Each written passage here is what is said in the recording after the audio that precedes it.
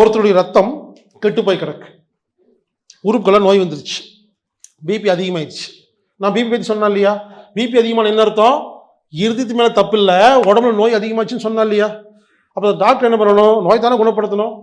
இவங்க பிபி அதிகமாக இருக்குன்னு மாத்திரை கொடுத்துட்டு உப்பு சாப்பிட வேண்டாம்னு ஏன் தெரியுமா சொல்கிறாங்க? நல்லா கவனிங்க, இதை கேட்டீங்கன்னா இப்போ இருந்து உப்பு சாப்பிடுவீங்க.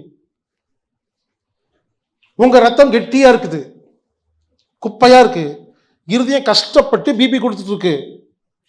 உப்பு சாப்பிட்டோன்னே கிட்னி வேலை செஞ்சு ரத்தத்தை சுத்தம் செய்யும், ரத்தம் நீர்த்து போகும், அப்பாடால் இருதயம் கொஞ்சம் ஸ்பீடா வேலை செய்யும்.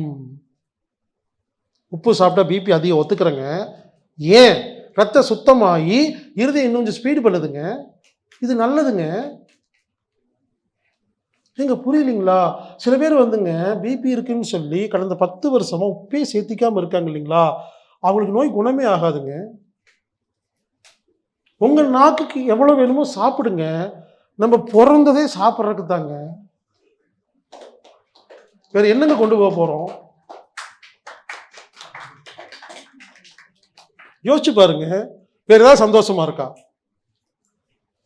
இது ஒண்ணுதான் சந்தோஷமா இருக்கு. கூட இருக்கிறதும் சரியில்லை, வாச்சதும் சரியில்லை, வந்ததும் சரியில்லை, பெத்ததும் சரியில்லை. ஏதோ 2 இட்லி தோசை சந்தோஷமா சாப்பிட்றோம், அதுல கொண்டு மண்ணை போட்டா